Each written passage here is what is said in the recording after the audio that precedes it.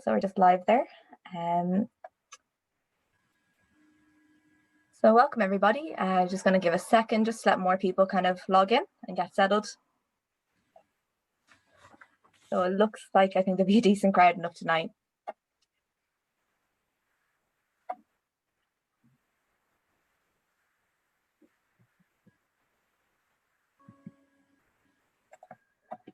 So Díomh agus fáilte romh chuig féile na sár bailach lia.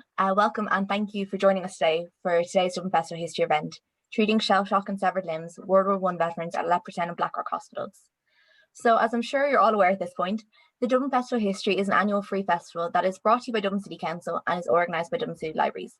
And this event today is brought to you in partnership with the National Archives of Ireland. So my name is Niamh, and in a few moments I'm going to hand you over to today's speakers. Before we start, just let you know that there will be time for some questions at the end. So if you have a question as we go through, you can just click on the Q&A box at the bottom of the screen and type it in there, and hopefully we'll get to as many as we can. So if anyone is using social media or Twitter, the festival hashtag is #HistFest2020. So without further ado, I'll hand you over to Elizabeth to introduce today's speaker. Thanks very much, Niamh, and fáilte romh go léir. We're delighted to have Dr Eoin Kinsella speak this evening as part of the National Archives and Royal Irish Academy's contribution to Dublin City Council's Dublin Festival of History 2020. Eoin is an assistant editor with the Royal Irish Academy's Documents on Irish Foreign Policy, a public history project for the study of modern Irish history through the prism of diplomacy. Eoin has previously lectured at UCD and has worked as a historical consultant for more than a decade. His recent publications include Dublin City University, 1980 to 2020, Designed to be Different, which is published this year, Catholic Survival in Protestant Ireland, 1660 to 1711, published in 2018, and Leopardstown Park Hospital, 1917 to 2017, A Home for Wounded Soldiers, which was published in 2017. Eoin's talk this evening is titled Treating Shell Shock and Severed Limbs, World War I Veterans at Leopardstown and Blackrock Hospitals. And he will outline the critical and historical context to the voluntary aid detachments, or VADs, whose efforts were crucial to the survival and recovery of wounded soldiers who returned to Ireland. Between autumn 1914 and spring 1919, at least 20,000 injured men travelled through Dublin port. And it's now over to Eoin to hear the compelling story of Leopardstown and Blackrock Hospitals and their specialised role in treating shell-shocked soldiers returning from the front. So over to you, Eoin. Thank you. Thank you very much, Elizabeth, and thanks also to Niamh for the introductions. It's a real pleasure for me to participate in the Festival of History and to have you all with me this evening. And I want to give a special mention to the staff and residents of Leopardstown Park Hospital, some of whom I know have tuned in this evening. I had the privilege of working there for a year between 2016 and 17 while working on the history of the hospital. And I'm just going to put up a few slides that I'll share with you throughout the talk. Just give me one moment, please. Now, so just to kick off, around the middle of the last century, it wasn't all that unusual to see punters at Leopardstown Racecourse slipping a few bob to the patients of Leopardstown Park Hospital. They were easily recognizable in their distinctive convalescent blues uniform, which was a blue tunic and blue pants with a white lapel, very, very distinctive. These patients were veterans of the British Army, Air Force and Navy who had fought during the First and Second World Wars. How their hospital came to be situated in Leopardstown and the history of the hospital itself are both quite remarkable, and I'm going to share a little bit of that history with you this evening. Now, between 1917 and 1931, and located less than 4 kilometers from Leopardstown itself, you had Blackrock Military Orthopaedic Hospital, which also treated British Army veterans, sometimes known as Blackrock Special Surgical Hospital. As its name suggests, along with general medical support, it provided specialist treatment for veterans with musculoskeletal conditions. And the treatment of amputees and the fitting of artificial limbs became a particular speciality.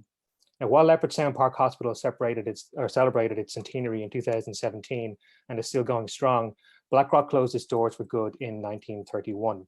So I'll mostly focus on Leopardstown this evening, largely because the surviving records for Leopardstown are much more extensive. The formal records for Blackrock have, in fact, disappeared almost in their entirety. And by that, I mean patient admission records, treatment records, and so on.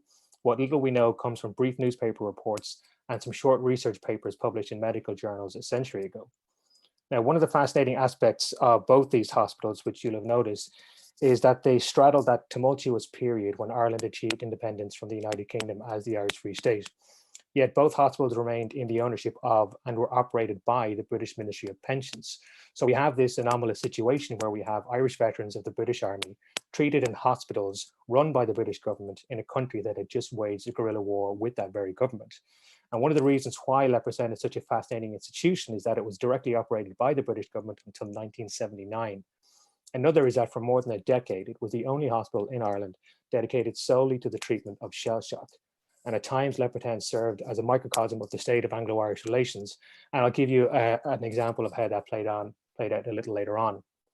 So our knowledge of the impact of World War I on Ireland and the experiences of Irish soldiers who fought with the British Army is far better now than it was even just a few short years ago. All the same, given the momentous changes that occurred in Irish politics and society during the First World War, I think it's very easy to overlook the extraordinary home front efforts across the island between 1914 and 1919, which are in support of the British Army and the war effort. And more than 200,000 men from the island of Ireland enlisted in the British Army and fought. Munitions were manufactured in Dublin, Cork, Waterford, and Galway, and the National Shell Factory on Dublin's Parkgate Street employed up to 600 women and gave preference to soldiers' wives or widows. Voluntary aid detachments played a critical role and often forgotten role in the Irish war efforts. They organised fundraisers, they staffed military and auxiliary hospitals, and they manufactured medical equipment. Their efforts were crucial to the survival and recovery of wounded soldiers who began pouring back into Ireland just weeks after the war started. So as Elizabeth mentioned, between August 1914 and February 1919, at least 20,000 wounded men travelled through Dublin. And you see the picture on the left of this slide shows the hospital ship Valdivia arriving into Dublin port in March 1915. And on the right, you see a soldiers and sailors buffet, refreshment buffet that's been set up to greet soldiers arriving in Kingstown, which of course is modern day Dún Laoghaire. These men were returning to convalesce from their wounds before redeployment to the front or to be permanently discharged as a result of disablement. So Dublin and Ireland's hospital network was completely overwhelmed very shortly after the war began, prompting organizations like St. John's Ambulance Brigade and the British Red Cross Society to lead the voluntary sector in establishing auxiliary hospitals around the country. And these were often set up in private homes and varied in size, and there were more than 100 established during the course of the war. Now, several of these were located in South County Dublin. The very first to open in Ireland was in Monkstown House in October 1914, and other auxiliary hospitals were established at Linden Convalescent Home, Stillorgan, and Temple Hill in Blackrock. In 1917, the War Office took possession of the Meath Industrial School for Boys, which is located on Carysford Avenue, and converted it into Blackrock Military Orthopaedic. Numbers of students at the school had been falling for some time. Those remaining were transferred to Belfast, and after a brief period of works, the hospital opened in May 1917. Around the same time, the owner of Leopardstown Park House, Gertrude Dunning, contacted the British government with an extraordinary offer. She was willing to gift the house and its grounds to the Ministry of Pensions for the treatment of disabled soldiers for however long it was needed for that purpose. It was a very, very substantial gift, with the ground stretching to about 100 acres of parkland, wall gardens, orchards, and an ornamental lake. And located at the foothills of the Dublin Mountains, the house and grounds offered a peaceful retreat, and the Ministry of Pensions quickly recognised its potential for treating shell shock in Ireland. Now, you have on the slide here a painting of the house in the 1860s. So just given the importance of the GIF and the fact that Leopardstown Park Hospital exists today as a direct result, I just want to talk briefly about Gertrude Dunning and the early history of the house. Now, it was first built in 1794 by Charles Coote, who was Church of Ireland Dean of Kilfenora in County Clare, and it remained in the Coote family's hands until the 1830s, was considered one of the most beautiful estates in Dublin. Now, there were several owners in the middle of the 19th century, and we know that it was extensively renovated and probably rebuilt in the 1860s when this painting was completed by William Bingham McGuinness. Now, the architect of the house that's depicted here and that still stands today was John Skipton Mulvaney, whose work you'll probably be familiar with. He designed Athlone and Galway railway stations, the Great Southern Hotel on Eyre Square, Broadstone Station in Dublin, and the Royal St. George Yacht Club in Dún Laoghaire. Now, on the right-hand side of this painting, you have a lithograph from the late 19th century, which depicts the ornamental lake and some of the woodland on the grounds. Now, in 1877, the house and the estate was bought by James Talbot Power. It was a big year for him because not only was it the year that he inherited the John Power and Son whiskey distillery of Power's whiskey fame, it was also the year that he married Gertrude Hayes, shown here on the left. She was the daughter of a wealthy Catholic cork merchant. They were a dynamic couple. They lost no time in making their mark on Dublin's civic and social scenes, and they were well known for their philanthropy, particularly of Catholic charities and institutions. Now, James Power died in July 1916 after a lengthy illness. Gertrude remarried just 3 months later to Bernard Dunning, an Englishman, retired tea planter and an old acquaintance. New life in England beckoned, and Gertrude chose to give the house and grounds away rather than to sell it. And as I said, it was an extraordinary act, and her offer to the Ministry of Pensions came not a moment too soon. The image of the shell-shocked soldier is one of the most powerful and iconic legacies of the First World War. It's an enduring symbol of the devastating effects of trench warfare and of new technologies for killing and destruction. Yet facilities for the treatment of shell-shocked soldiers were of a very small scale in 1917, certainly inadequate for the scale of the problem that was beginning to manifest. And at this stage, I just want to point out that the term shell shock actually occurs very infrequently in medical reports of the time. The preferred term used extensively by the Ministry of Pensions was neurasthenia or neurasthenic patients, and that came to signify a very wide range of psychoneurotic conditions. Now, in 1917, the Ministry of Pensions were facing the considerable expense associated with establishing a new hospital or institution in Ireland South, not simply for the treatment of neurasthenic patients, but also for the convalescence and training. And Ireland South was one of their administrative regions. They had Ireland North, which was Ulster, and Ireland South, which was Connacht, Leinster, and Munster. So with its substantial manor house situated in tranquil surroundings and with almost 100 acres of land, Leopardstown Park proved to be an ideal alternative to setting up a brand new institution. The cost of renovating the house to make it suitable for receiving patients was far less than for building a new hospital. So on 16th of October 1917, Gertrude signed a deed of trust which formally granted Leopardstown Park to the ministry to allow them to establish a hospital for the treatment of soldiers and sailors who had been disabled or invalided while in the service. And note that it was the Navy and Army in the original deed because the Royal Air Force hadn't actually yet been officially established. Now, the deed stipulated that Leopardstown Park was to be used as a hospital for these men for however long it was needed. And that's a crucial clause because as a result, it has ensured that Leopardstown Park is still in use as a hospital today. Now, this map here on the screen is attached to the original deed of trust, and I've just put it up to show you the extent of the estate. I've circled the house and its outbuildings in red in the middle of the map, so you get a really good sense of just how big the estate was. And the ornamental lake that I showed you a little bit earlier on was located in the yellow section. The M50 motorway actually now runs directly over where that lake was. Now, the Ministry of Pensions lost no time in appointing a hospital management committee of 8 people, each of whom served for about 3 years until the ministry itself took over administration.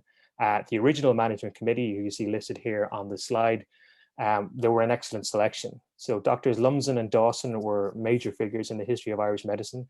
Lumsden was a chief medical officer at Guinness Brewery. He founded the first Irish branch of the St. John's Ambulance Brigade. And Dawson had a long association in treating mental illness and was the government's chief medical officer for the treatment of war neuroses. Purser was also a neurologist. Mary Guinness was the wife of Henry Guinness and described as a person of considerable experience in public affairs. She lived at Burton Hall, less than a mile from Leopardstown Park. And her husband was a director at Guinness, like I said, and a future Free State senator. Edward White was an influential and well-collected philanthropist, while McLaughlin chaired the committee. Now, following an inspection, the committee reported that with relatively minor alterations and refurbishment, the house could accommodate 32 patients, a resident medical attendant, a matron, a staff sister, 4 nurses, a cook housekeeper, and 3 domestic servants.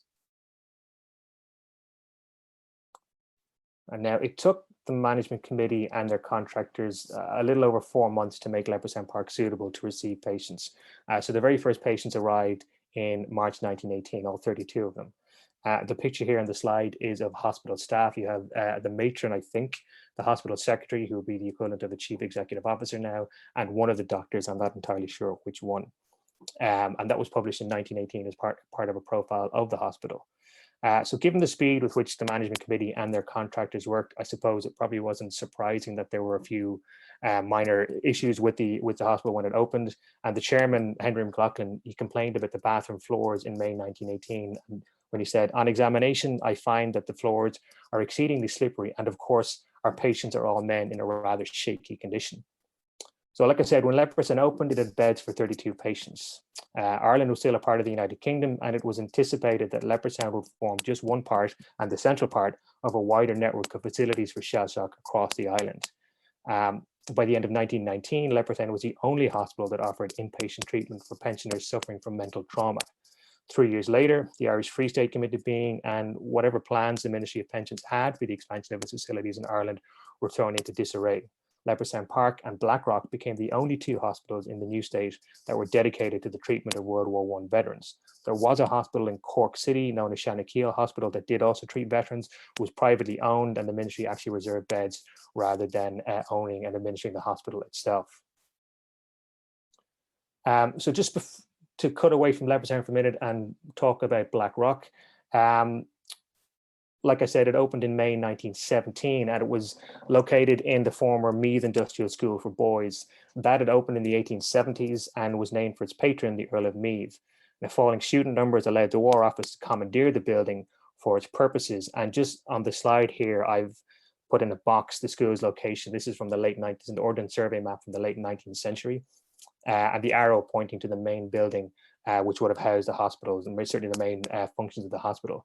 And those of you who know Blackrock or Carysford Avenue will see that on the left-hand side, the large building on the left-hand side is what was Carysford College and is now UCD Smurfit School of Business. So that'll give you a sense of where the hospital is located. This is an overhead shot of the site, just using Google Maps. The school and therefore the hospital are that building with the slate roof in the center of the screen that has 4 arrows pointing at it. It's an imposing Victorian era building made of granite that's still standing today. The arrows are pointing to 4 gable ends, and just the reason I'm highlighting them is just to orient you for this picture. You can see the 4 gable ends in the photograph, and this is a contemporary image of the hospital itself. I'm not entirely sure of the exact date. Now, Blackrock's bed capacity dwarfed that of Leopardstown, eventually rising to more than 500. So that was scaled up over time from a starting point of 300 beds. Staffing levels seem to have hovered around 100 or 120, including 13 medical officers, 12 clerks, an X-ray attendant, 10 cooks, and 35 labour women. There was a massage department with a separate staff of 1 medical officer and 16 masseuses. And the senior masseuse was Louisa Despard, who wrote several books on the subject. Now, massage therapy was a core element of the treatment program at Blackrock. There are no extant patient records, unfortunately, so our knowledge of that treatment program is otherwise very scant. A report from September 1917 noted that the hospital also had an electrotherapeutic department, while its occupational therapy units included workshops for carpenters, smiths, tailors, shoemakers, and a lathe house. The hospital was set in 6 acres of grounds, which contained a pig farm and were also utilized in horticulture training. And according to an article in the Irish Times, and I quote, "It had been found that men otherwise physically fit displayed some lethargy in putting to use again an injured limb. A function of the orthopedic centre and hospitals was to teach the men that they could use those limbs."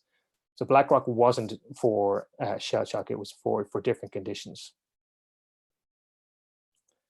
This is the only other contemporary image of the hospital that I've been able to locate, and it shows soldiers and patients at the Young Men's Christian Association hut, which was located on the grounds of the hospital. Again, I'm not entirely sure of the date of this photograph, though the YMCA, which was a civilian welfare organization that worked with the British Army, was very active in Ireland during the war and in the couple of years afterwards. And just if you can make it out in the box, the green box that I put up on the photograph, that shows you can just see the profile of that Victorian era stone building, the main hospital building.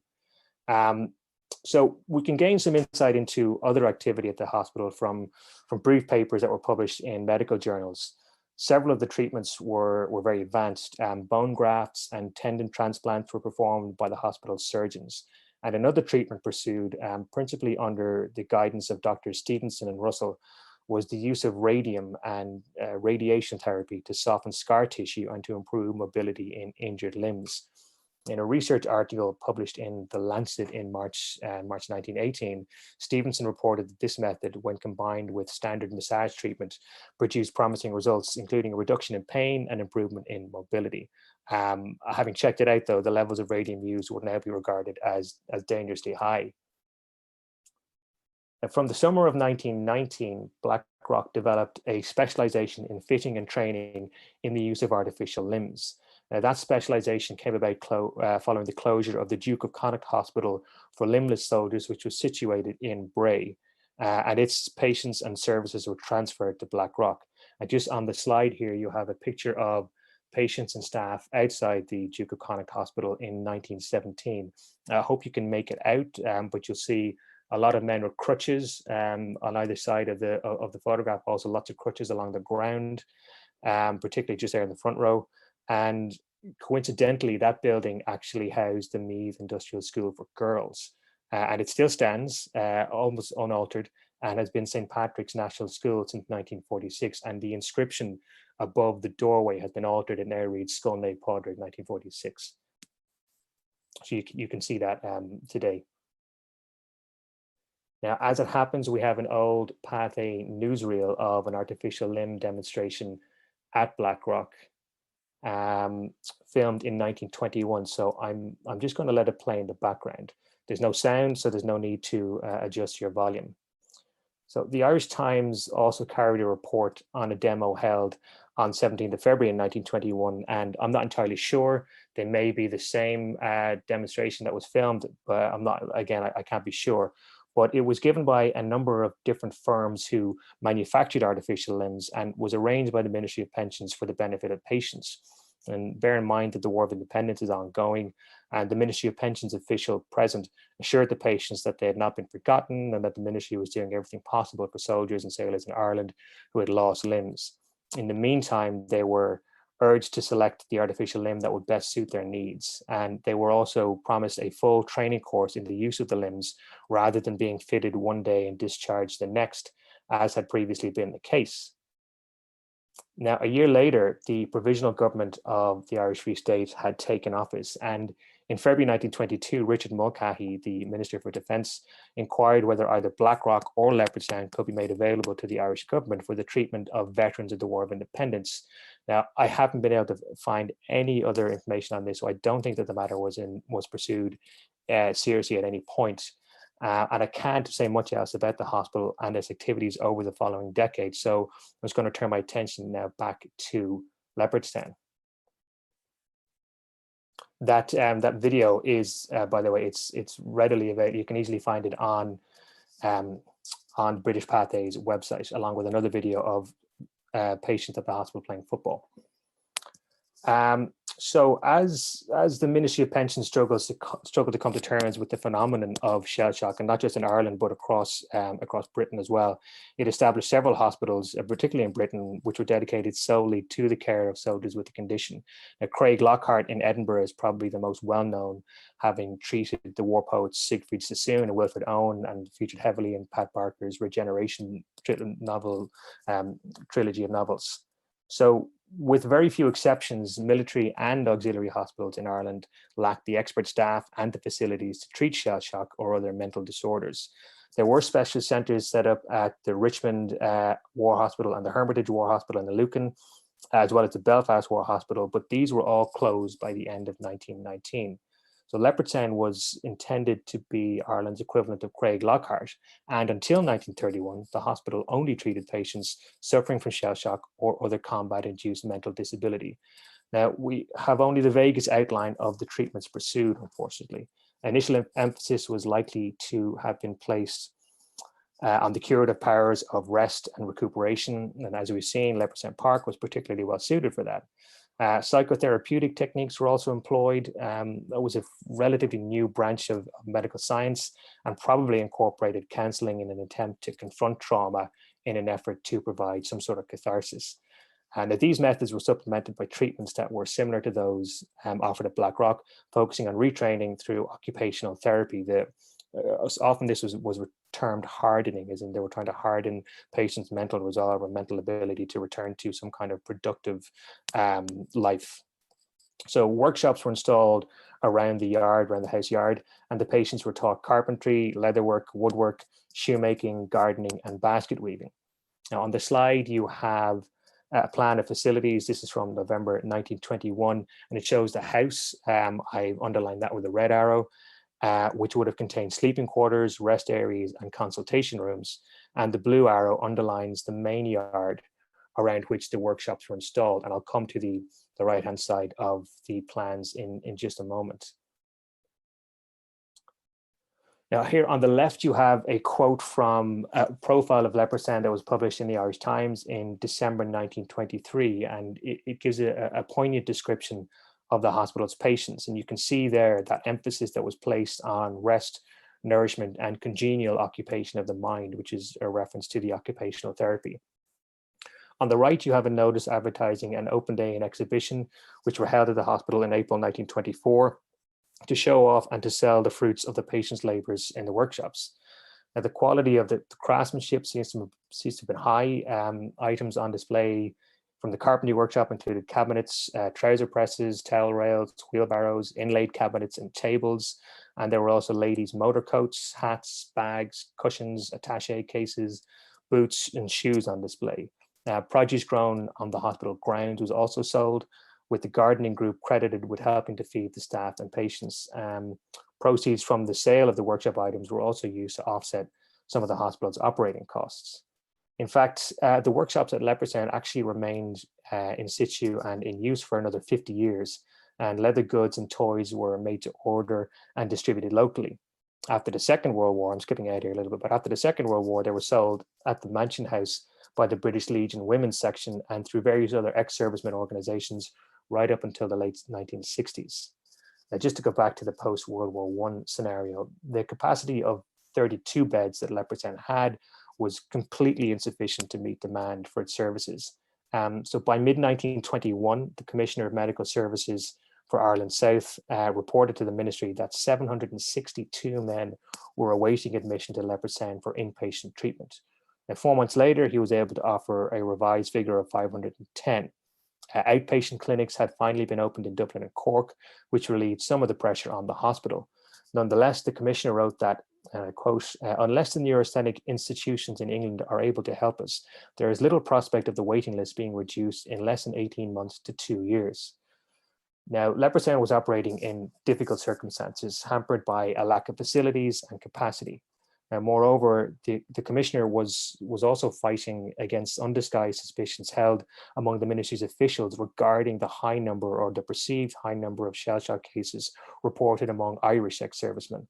And one of the ministry's senior officials reported that this phenomenon was due, and I quote, not only to the special political conditions ruling in Ireland South, but also to a definite neurasthenic temperament which was prevalent among the South Irish. Now, that claim was supplemented with a later observation in the same report that a large proportion of the men recruited in Ireland were mentally defective and predisposed to nervous disorders. Now, there's been quite a bit of academic work on that, and the general consensus is that those assertions were quite typical of the time, but they were made without any kind of firm statistical basis, and largely built on long-standing imperial prejudices, alongside a casual and similarly unfounded dismissal of the Irish as predisposed to lunacy. And you can find quite a lot of references to that in the official records. Nonetheless, even with those objections and mental reservations within the ministry, there was a broad recognition that capacity at Leopardstown needed to be scaled up fairly rapidly. Now, action on this front was actually quite swift, and by 1923, the capacity had almost quadrupled to 134 beds. So this rapid expansion of the facility was made possible both by Treasury funds and the donation of substantial sums gathered by a voluntary fundraising drive in America that was established as the Shamrock Fund, and you have a little bit of information here on this slide, including one of the funds. I think is a very powerful promotional poster. The driving force behind the fund's activities in America was Lady Ethel, Countess Kingston, whose own husband had suffered injuries in combat. As she toured America from late 1916 until mid-1919 on this fundraising drive, it was regularly highlighted in the American press, and you do find occasional accompanying photographs of women selling shamrocks. And by 1918, Leopardstown Park itself features or begins to feature in reports on Countess Kingston's efforts, as she invoked the importance of the work undertaken at the hospital and the need for financial support to expand its facilities. And you remember that Edward White was a member of the hospital's management committee. He was also closely connected with the Shamrock Fund, and he arranged for a grant to the hospital of £5,000 in 1919. That money was put towards the conversion of the estate's hayshed into a two-story building with wards and other facilities, which was completed in 1920 and added 50 beds. Now, the slide shows elevation plans drawn up by the architect into how they were going to convert this hayshed into beds and other facilities. It was meant to be a temporary conversion, but visitors to Leopardstown Park Hospital today will immediately recognize this building as still standing and as home to one of the hospital's wards, Joust Ward. I should say it has been extensively renovated in the meantime, and the distinctive triple-barreled roof that you see there makes it easily identifiable. Again, if you look at Google Maps and have a look at, you'll see that almost immediately in the hospital itself. So just to bring you back to this November 1921 site plan, the red arrow at the bottom is pointing to the hayshed, or what's now the converted hayshed is known as the hostel. If these plans were drawn up during preparation to add further bed capacity, improved occupational therapy facilities, and the construction of a recreation hall, would a budget of £10,000 put in place for these additions. Now, the asterisk-shaped building on the right-hand side, that actually ended up as X-shaped. The central wing, the central vertical wing, was never actually built. It opened in 1922 and provided an additional 62 beds. The recreation hall, which is that reverse L-shaped building just above the hayshed, added a billiards room, it added canteen and an auditorium and stage for recreation. That was a little bit slower in completion, but did vastly improve the facilities that were there for recreation and for leisure for the patients themselves. Just to show you then both of these buildings, or both of those, or two of the additions. This photo was taken in 1947, so we've jumped on quite a bit. But I just wanted to put it up to give you a visual sense of the hospital's grounds at that time. This is how it would have looked in 1921 as well, 1922. In the top right background, you can clearly see that distinctive curved roof of the converted hayshed, and just then the audience are just in front of a couple of the wings of that X-shaped accommodation building that was finished in 1922. So by 1925, at least £25,000 had been spent on repurposing Leopardstown Park to accommodate 134 patients, in addition to 9 resident medical staff and 21 resident ancillary staff. It still wasn't enough. Records show that hundreds of men were on admission waiting lists throughout the 1920s. So the alleviation was welcome, that extra bed capacity was welcome. It didn't solve the problem, and the situation worsened in the 1930s. From December 1931, Leopardstown Park's remit expanded beyond shell shock, and the patient profile of the hospital changed following the Ministry of Pensions decision to close Blackrock in 1931 and to transfer its patients and its services to Leopardstown Park. That decision was spurred by falling numbers of patients at Blackrock, as well as the ministry's determination to cut costs. And that was a consistent theme in all of its dealings with veterans throughout the 1920s and 30s. By the time its doors were shut in November 1931, there were less than 100 patients at Blackrock. Over the preceding 14 years, however, the hospital had treated almost 24,000 men. So as a result of Blackrock's closure, Leopardstown Park began to cater to ex-servicemen in need of general medical and surgical treatment, while the ministry's Centre for Artificial Limb Fitting and Maintenance was also relocated to the hospital. The converted hayshed, which by the late 1920s, housed patients' dining rooms on the ground floor and wards on the first floor, that underwent further modification in 1931. And the designs I put up on the slide here, I know they're very detailed and it might be difficult to make it out. They show plans to install X-ray facilities, a sluice room, a sterilizing room, an operating theatre, and 2 wards on the ground floor. Now, the X-ray didn't actually become operational until several months after the transfer of Blackrock's patients to Leopardstown. And in fact, Blackrock remained open just specifically for its X-ray function until mid-1932. The delay in setting up the X-ray in Leopardstown was caused by the wait to have Leopardstown connected to the new electricity supply generated by the Shannon scheme. Now, surviving admission registers, sort of they very clearly illustrate the dramatic change in the patient profile admitted to Leopardstown following the closure of Blackrock. Now, we don't have any patient registers for the period March 1918 to July 1930, but there is a very comprehensive record for August 1930 to March 1945. So Blackrock Hospital was closed on the 30th of November 1931, and its patients moved to Leopardstown over the following days. Now, from December 1931, the recorded medical complaints for each patient admitted to Leopardstown becomes much more varied. And you can see in the slide here, the top 6 or 7 entries have no complaint, but from one third down, you'll see that all of the actual medical complaints of the patients are listed. The first general medical patient admitted to the hospital was a 47-year-old former sergeant with the Royal Dublin Fusiliers, who was admitted with chronic bronchitis on 2nd December 1931. He remained at the hospital for 76 days. So the hospital admission records show that neurasthenia or shell shock was the primary complaint of 26 patients or 10% admitted to Leopardstown in 1932, 21 patients or 8.4% admitted in 1938, and just 6 patients or 2.7% admitted in 1944. So by way of contrast, 89 neurasthenic or shell shock patients were admitted to the hospital between August 1930 and November 1931, accounting for 90% of admissions. The remaining 10% were suffering from other forms of mental disability. Now, death and successful courses of treatment naturally reduced the number of shell shock men requiring inpatient treatment in the 1930s and beyond, though I don't think that these factors fully account for the sudden drop in shell shock patients admitted after the closure of Blackrock. While the Ministry of Pensions operated outpatient neurological clinics in Cork and Dublin, I think that the suspicion has to be that very many of the shell-shocked soldiers in Ireland who were in need of sustained treatment in the 1920s and 1930s and beyond never received the specialised help that they needed. Some who were admitted required full-time permanent care at the hospital. And of the shell-shocked men that were admitted in 1930 and 1931, 3 remained at the hospital for 11, 12, and 16 years, respectively.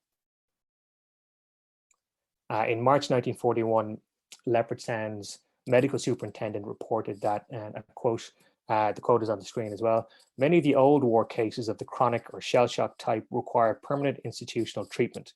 A few are constantly in and out, and we have endeavored to make their stay as short as possible. The new war or Second World War cases presented considerable interest.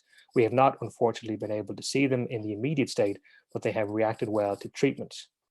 Now, the report went on to highlight the case of one particular patient who had been resident at the hospital for almost 7 years. He discharged himself against medical advice and, I understand, is now in a mental hospital. So men such as this were effectively discharged to a life of chronic invalidity with very few supports outside of the hospital setting. Most were likely unable to maintain steady employment, were supported only by a war pension, and very often destined for committal to an asylum. And nor did the situation improve in the following decades. I think figures compiled for the 10 years after the end of the Second World War suggest that ex-servicemen in Ireland requiring inpatient treatment for mental disabilities numbered about 200 per annum and were treated by non-specialists or were admitted to public asylums. And I'm just going to move on to a brief overview of how Leopardstown evolved after the Second World War, just to bring the story up to date. During the 1930s, an average of 250 patients were treated at the hospital at Leopardstown every year, and virtually all of whom were Irish and 98% of whom were Catholic. Though the British government anticipated the closure of the hospital by the end of the 1930s, the outbreak of the Second World War naturally ensured a new wave of war pensioners requiring treatment. Following the war and the establishment of the UK's NHS in 1948, the Ministry of Health in the UK began to divest itself of responsibility for the administration of hospitals, the direct responsibility of hospitals. And a memo circulated within the ministry in June 1962 noted that Leopardstown Park was the last of the directly administered war pensioner hospitals. It was also obviously in a very anomalous position in that it was situated in a foreign jurisdiction. Both considerations hampered effective planning for the hospital's future and its efficient administration, though that memo marked the beginning of attempts to devise a long-term strategy. Now, a casual conversation in July 1962 between a member of the British Civil Service and Sean McEntee, who was the Minister for Social Welfare at the time, yielded results that were surprising to the British at least. When it was mentioned that the long-term future of Leopardstown was under consideration, McEntee immediately jumped in to say that the Irish government would be happy to have it. Now, there's no follow-up on this for the remainder of the decade, and I think that's probably due in no small part to inertia on both sides. There was also quite a lot of resistance to the idea of non-pensioner, non-ex-servicemen being admitted to the hospital within veterans associations and within the staff at Leopardstown. In 1965, Dr. Gerald Moran, who was the hospital's medical superintendent, strongly advised against the closure of Ireland's only hospital for British Army pensioners, highlighting lingering resentment that he detected towards Irishmen who had served with the British forces. And I'm quoting him here: "It is not reasonable to expect that war pensioners would get in the Irish hospital service the priority attention they have been given to expect. There is still a vocal minority of anti-British feeling in the country, and from the point of view of providing services for war pensioners, Ireland should be regarded as a foreign country." Now, I think the British government recognized these fears and continued to keep Leopardstown Park Hospital open during the 1960s, despite the increase in costs, in part because they feared that war pensioners would face discrimination otherwise in other hospitals. But simple economics dictated that Leopardstown Park would have to open to civilian patients because of falling numbers of ex-servicemen needing treatment. So the ex-servicemen associations were apprehensive, and a representative for the Burma Star Association's Irish branch voiced the following concerns, and quoting, "I realise that many people in England do not at all understand the ex-servicemen's position in Ireland. If I was an Australian or Canadian, I would not look to Britain, but to my own government for help. In Canada, where I have been, the ex-servicemen are very well looked after and treated with respect. Here in Ireland, the ex-serviceman cannot look to the Irish government for advice and help. To try would expose himself to hurt. The Irish view is that he was a fool in the first place to join Britain to fight Hitler and must take the consequences."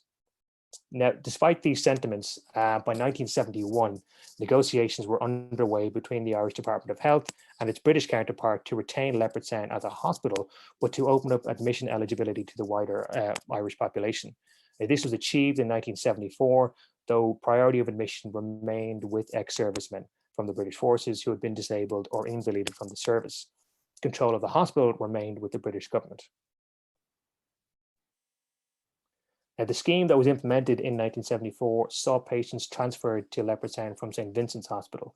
It was initially successful, but it proved to be something of a false start because the number of war pensioners being admitted to the hospital continued to fall, while the terrible economic circumstances of the late 1970s meant that the Irish Department of Health could no longer afford to pay for its patients to stay at Leopardstown Park Hospital. So in 1976, the British government concluded that the arrangement had proven to be an ill-advised arrangement and simply postponed an inevitable day of reckoning. So a more permanent solution was required. And just on the slide here, you have a couple of the legal instruments that had to go through the Dáil in order to make sure that the hospital could actually legally admit non-pensioner patients. The Eastern Health Board had an urgent need for facilities for the rapidly growing population of incapacitated, and I'm quoting here, incapacitated old people in the Dublin area. And following a scoping meeting between representatives of the two governments on 6 May 1977, formal negotiations for the full transfer of Leopardstown Park Hospital to the Department of Health began. Discussions took almost 2 years, and they resulted in an agreement to transfer control on 1st of April 1979. And under the terms of the Memorandum of Understanding, the hospital would now be governed by a board with 9 members appointed by the Irish Minister for Health and 2 appointed by their British counterpart. Though regular civilians could now be admitted to the hospital, priority of admission remained with ex-servicemen. Now, it won't have been lost on you that negotiations between the two governments took place at a time of worsening violence in Northern Ireland and strained Anglo-Irish relations. Leopardstown Park's status as a hospital managed and maintained by the British government exclusively for the treatment of ex-British forces servicemen had caused the hospital and its staff little trouble prior to the 1970s. Apart from some mild harassment during the War of Independence and the Civil War, fears that anti-British sentiment could endanger the hospital staff and patients really only surfaced in 1932 following the election of a Fianna Fáil government, and those fears proved groundless. Safety measures were, however, increased during the 1970s. And in the immediate aftermath of Bloody Sunday in January 1972, there were suggestions that sort of the discussion then ongoing between the two governments should be put on hold about the hospital's future. One of them, a member of the British Embassy staff, John Williams, you see his letter here on the slide. He felt that that would be a bad idea. And I'm quoting here, "I feel that this will be to the manifest advantage of both governments and to sick people of both nations, and that it should be proceeded with." And so there was a recognition, I think, on both sides, this could be a good news story. The British Department of Health and Social Security quietly urged a greater allocation of funds for the modernisation of the hospital in view of its potential political role. So discussions on the extension of Leopardstown Park's facilities took place not just in the context of the situation in Northern Ireland, but also during membership negotiations between the EEC and both Ireland and Britain. Now, the issue of Northern Ireland was unavoidable in those negotiations, and in the eyes of both governments, the joint venture at Leopardstown Park offered potential for a public demonstration of Anglo-Irish cooperation. Now, the hospital never suffered any ill consequences as a result of its patient and staff profile. But fears for safety were heightened following the assassination of the British ambassador Christopher Ewart Biggs in July 1976, and he was assassinated by a landmine along with his secretary Judith Cook at his residence in Sandyford in County Dublin. Now, this obviously occurred less than a mile from the grounds of the hospital. The explosion was heard in the hospital itself by patients and staff, and that prompted fears that a similar attack might be imminent on the hospital itself. Lectures on security and evacuation drills became part of the hospital's routine for the next few years, though thankfully these never had to be implemented. Now, I'm just going to wrap up now, just to say that tens of thousands of Irishmen were treated at Leopardstown and Blackrock Hospitals for wounds and disabilities suffered during the First World War. Yet I'd suggest that the history of both institutions and their importance to the story of the effect of that war, and indeed the Second World War, on Irish society is relatively unknown. The building that housed the most important functions of Blackrock Military Orthopaedic still stands in Carysford Avenue, though it's hidden from view within a business park. There's nothing at all on site to indicate its former life as a First World War hospital. Leopardstown Park House has seen many changes since it was built in the 1790s, and most especially since it was transformed from a private residence into a hospital. The physical layout of the house remains largely the same as it was in the mid-19th century, but there are precious few reminders of any of the former occupants, and there's no indication at all of the hospital's origins in the First World War. During essential works to upgrade the hospital services and to allow construction of the Lewis and the M50, much of the estate's former grandeur has been slowly whittled away. Imposing sections of the garden walls and the gates that led to the gardens and lake still remain, however, and I think they serve as nice reminders of the stately grandeur that greeted the shell-shocked men who first arrived at the hospital in 1918 and in the years afterwards. And Leopardstown Park is listed as a protected structure by WWI, so the house will endure, and plans to build a new hospital on site will preserve that house itself. And I think it's entirely appropriate to do so because the first patients to arrive at the hospital would have stayed within the house itself. Its boardroom, the hospital's boardroom, is also named for Gertrude Dunning and is currently located within that original house. Her portrait hangs above the room's fireplace, a constant reminder that without her generosity, Leopardstown Park would never have begun a new life as a home for wounded soldiers, sailors, and airmen. And I'll leave it there. Thank you very much.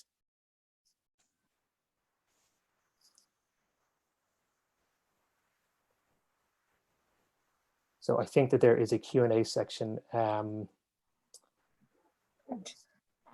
thanks very much, John, for I think we can all agree it was a wonderful talk. So there's some questions coming in. So if anyone has any others, they can just pop them in the Q&A box that's at the bottom of the screen. So someone asked here, are the Leopardstown records available to the public and how can they be accessed?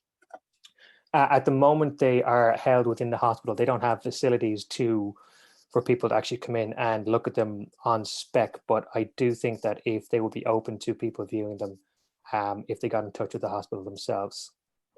I don't know where they have them at the moment. I know that they're hoping to get them housed within an archive of some kind, properly, or where they could be properly looked after. But definitely, I think that they're open to some kind of to people having a look at them. I should warn people though that they do want to go in. They're not organized, they're not cleaned, they're not in a great shape. So it's kind of dusty and dirty work. And I suppose on a similar vein, Joe asks, do you know how or where I would find records for soldiers who were treated for shell shock in the infirmary in Cork? I tried very, very hard to find anything to do with Shanakeel Hospital, and I don't think that there are any records surviving at all. The National Archives in the UK in London does have medical records, but they're classified and they're organized by patients. They're not classified by where they were treated. So it's a bit like looking for a needle in a haystack, trying to find people who would have attended particular hospitals. And yeah, Shanakeel, I really spent a long time trying to find anything on it, and I couldn't come up with anything at all. It's hard enough to find anything on it, I'm afraid. And then there's a few kind of in the similar vein. That's, thank you for the interesting talk. How much impact do you think that returning veterans, injured soldiers had on the spread of the Spanish flu? Oh, wow. You'd have to guess that they had certainly helped spread it. I don't know. I haven't actually looked at it, and there's again, we don't have patient records, so we don't have any indication of what kind of levels of infection or what their complaints were when they actually arrived in Ireland. But certainly, given the role of returning armies in spreading the Spanish flu globally, I would imagine that they had quite an impact in Ireland as well. Ida Milne has written a book about the spread of the Spanish flu in Ireland, and I think she's done a couple of talks at the Festival of History. She might be doing one tomorrow as well. She is. Yeah, she might be someone to ask, because she'd have a better idea of the Spanish flu than I would. So obviously lots of good feedback as well. Is the hospital still functioning, and if so, what treatments are provided? Yeah, it's still functioning. It's actually an integral part of the provision of treatment and palliative care for older citizens. It's been functioning non-stop as a hospital since 1917. Like I said, in 1979, it was transferred to the Irish Department of Health, well, certainly to a board appointed mainly by the Irish minister. And since then, it's been a pretty integral part of the South Dublin network of hospitals. And like I said, it mostly deals with retired and older citizens. So someone asks, is it possible to find out if a relative attended this hospital after World War I? My father has memories of his grandfather there. Thank you. Yeah, it's really difficult to do that because we don't have the admission registers from March 1918 to July 1930. So it's very, very difficult to know who was there and who wasn't there. We can, again, the admission registers are there for the 15 years from 1930 to the end of the Second World War. They're quite difficult to use, but if he was there at that time, then theoretically you should be able to go to the registers and find them.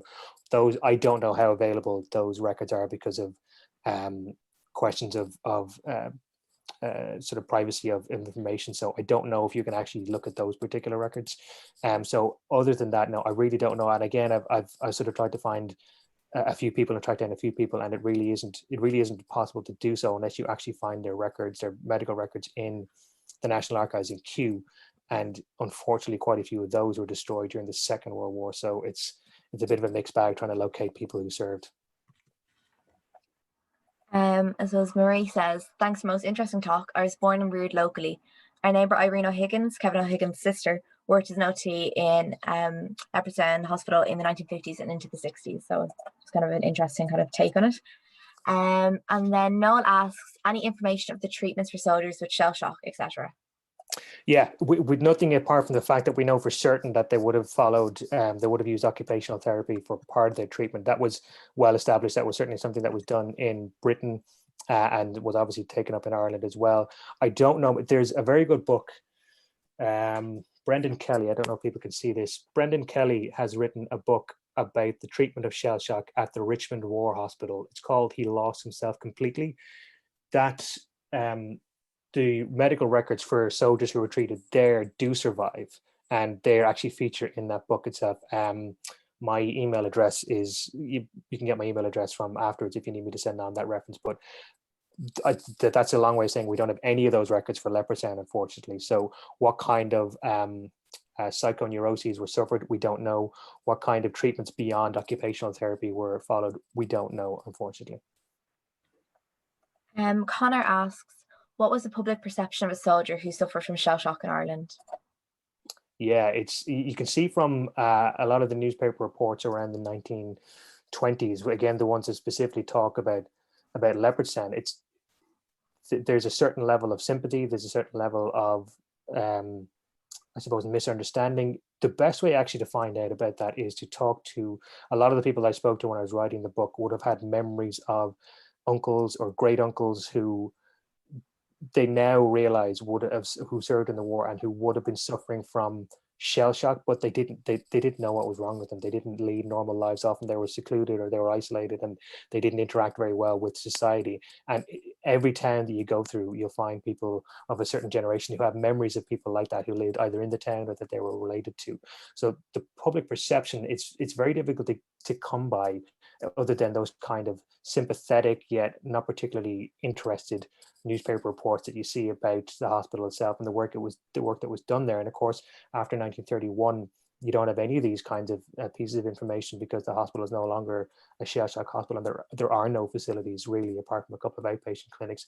And I don't know how long they continued either. It was, I suppose, it was a very difficult environment for ex-servicemen to try to get support. The Irish government didn't put any roadblocks in the way of the British government setting in place, I suppose, camps or outpatient clinics, but it certainly didn't support them.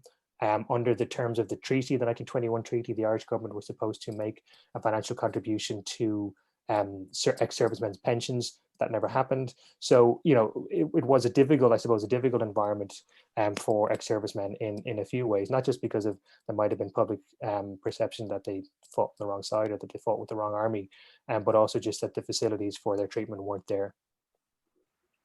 Anne asks, during your research on the hospitals, did you come across any representations from the British Legion to omit certain men, or evidence that the British Legion fundraised for the men of the LPH? Yes. If you did, can you say more? Yes, absolutely. And one of the things that I didn't talk about there today is right from the very, very beginning, right from 1917 onwards, there's a very strong thread of veterans associations like the British Legion, like the Burma Star Association, and other associations like that, who would have fundraised and put on entertainments for the men. So they would have taken them on day trips. They would have put on entertainment in the hospitals themselves. They would have done things like bought crates of oranges and sent it to the hospital. So they provided not just entertainments, but also food, treats, things like that, took them on day trips. So yeah, very much so. The British Legion were very strongly, very strongly associated with that. The difficulty, as I said, is that the records for these things are scattered. So again, you get some newspaper reports. There are some of those records within the hospital itself, which I came across just as I was coming to the end of the project itself, and I managed to incorporate some of that in it. So it's a very clear, it's a really interesting sort of part of Irish life that we don't have any real, or certainly hasn't really been explored much in our history, that we don't understand all that well, is that there were these men who were very well looked after by smaller sections of society, by these kind of voluntary and veterans associations, and this whole other aspect, I suppose, of that revolutionary period that we don't have a huge understanding of. Eileen asks, did you ever hear of Princess Patricia Hospital in Bray? Do you know anything about their records? Yeah, I don't know anything about their records, but yeah, Bray actually was quite a hotspot of, there was Princess Patricia, there was, like I said, the Duke of Connacht, and there was another hospital in there, which name escapes me. The records, there are photographs of those, you can find them online, of the Princess Patricia, of people, staff and patients there. There's a man who actually works in the Bray Cool and Historical Society called Brian White. He's done a lot of work on Bray, the hospitals, the auxiliary hospitals in Bray and World War I hospitals, and he would actually have a really good idea of what kind of records are there. I don't think, again, like most of these hospitals, the admission records, the treatment records, those things, they're just gone. Unfortunately, they don't survive. What were the relations between LPH and the local communities in Leopardstown and Foxrock like? Was the hospital part of the South Dublin community? What were the relations between LPH and the local communities in Leopardstown and Foxrock? Yeah, I think they would have been very, very good, if I could say that. Certainly there didn't seem to have been any difficulties. I think a lot of people would have, or certainly would have been local employment at the hospital, and there was a lot of goodwill. One of the things I came across actually quite a lot is there was a lot of goodwill towards Gertrude Dunning and the Talbot Powers from when they lived there, and that residual goodwill would have done a lot for the hospital itself. Like I said, local employment, the people, the workshops did churn out work that people were happy to buy. So I think it was as good as can be expected, really.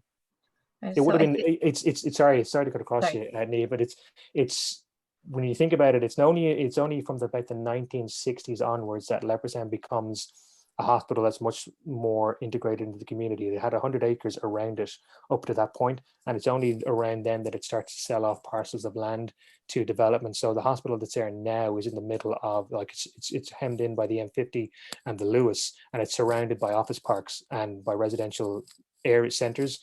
But for the first 30 or 40 years, Leopardstown was a very, very isolated and rural suburb, wasn't even a suburb, but a part of Dublin, South County Dublin. Perfect. So I think we can just do one more very quickly. Were there any women who'd ever served in the British forces resident in Leopardstown? No. The first woman patient wasn't admitted to Leopardstown until 1981 or 2. So it was exclusively male all through the period that it was operated by the Ministry of Pensions. And it was only with the removal of that kind of restriction of admission restrictions that women were admitted, and the first ones were admitted, I think, in 1981 or 2. Perfect. So I think we'd be here all night if we kept going with all the questions. I think Elizabeth just wants to say something very quickly. Well, just very quick, but massive thanks to Eoin for an absolutely fascinating talk and lecture. I think if you were a medical historian, to see the prosthetic demo video was terrific, and to know that very advanced and sophisticated treatments were being used from 1918, 1919 onwards in particular to help the men, both physically and mentally. You put a huge amount of work into the talk, and we're extremely grateful for the time you took to prepare and deliver it. And I'd also like to say a word of thanks to Kate and to Niamh for their organisation of the event, for their hosting, for their promo. We're very grateful to you all. So thank you very, very much. Brilliant. Yeah, so I'd like to also thank today's speakers and everyone who took part of everyone who took their evening out to listen to the talk. So you can find out other upcoming festival events at dublinfestivalhistory.ie and our social media channels. And we have another event in half an hour. That's a talk and recital with the music of William Percy French. So that's a good one to tune into. So also Owen's book, Leopardstown Park Hospital, is also available to order from your local library. So I hope you enjoyed today's event, and we'll see hopefully more events during the festival. Thanks very much for coming. Thank you. Thank you. Bye.